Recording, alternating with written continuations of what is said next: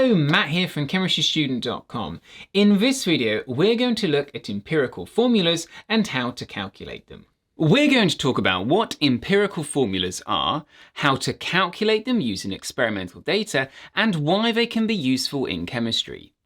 Moles and mole calculations have been covered in separate videos. Check the links in the description below. Empirical formulas show the simplest whole number ratio of atoms of each element in a compound.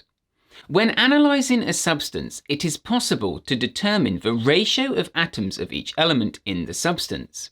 This ratio is the substance's empirical formula. For example, if you analyse a sample of water, you discover the ratio of hydrogen atoms to oxygen atoms is 2:1. As in, there are 2 hydrogen atoms for every 1 atom of oxygen in the water. This means water's empirical formula is H2O. For molecular compounds, the empirical formula can be different to the molecular formula, or it can be the same.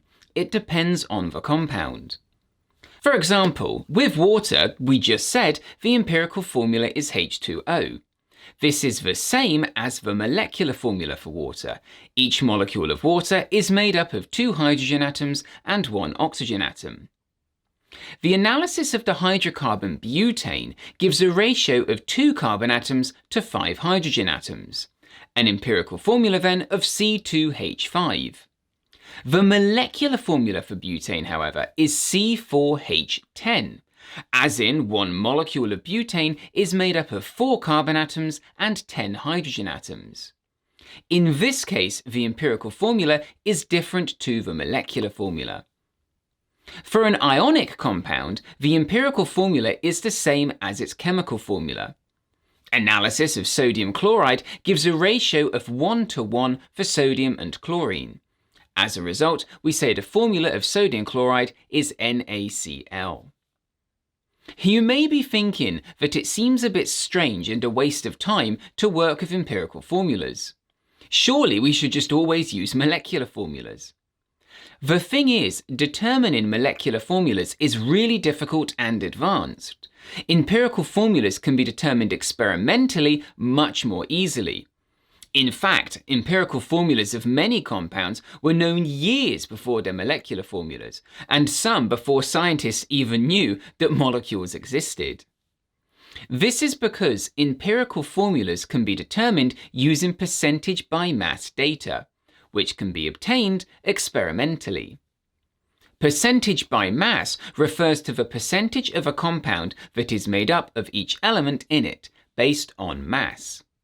If we know the percentage by mass data for a compound, its empirical formula can be found by converting the mass ratio of elements to a molar ratio, which ends up being the same as the ratio of atoms of each element. The easiest way to do this is to convert the percentage ratio to a grams ratio, almost like pretending we have a 100-gram sample. For example, if a hydrocarbon is analysed and is found to contain 82.7% by mass of carbon and 17.3% by mass of hydrogen, this means for every 100 grams of the hydrocarbon, 82.7 grams of it is carbon and 17.3 grams of it is hydrogen.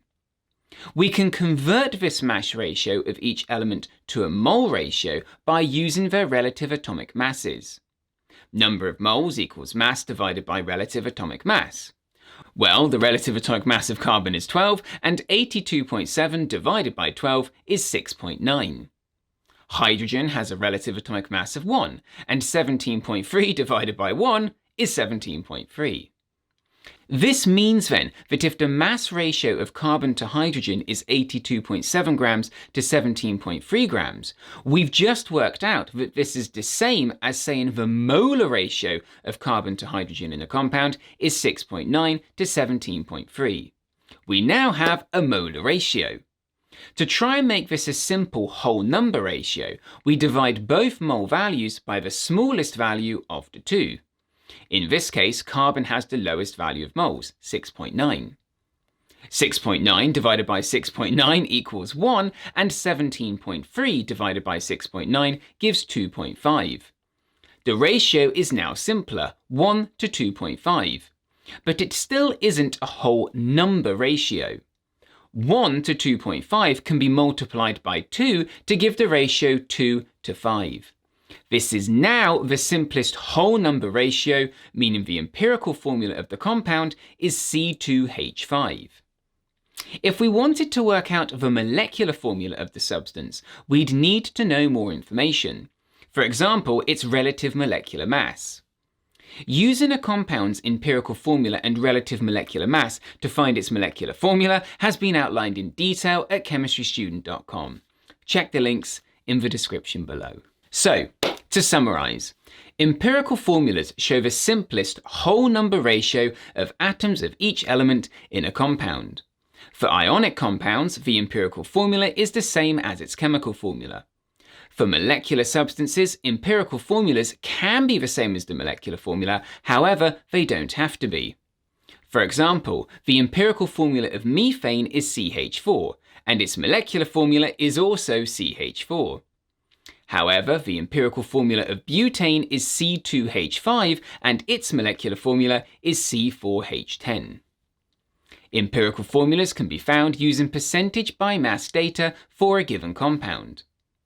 The percentage by mass ratios can be converted to molar ratios by dividing the percentages by the relative atomic mass of each element.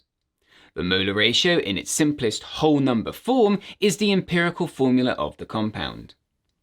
Molecular formulas can be determined using the empirical formula and relative molecular mass, or molar mass, of a given compound. I hope you found this video useful. Please check out other relevant videos in the links given in the description below and visit chemistrystudent.com for free notes and revision materials.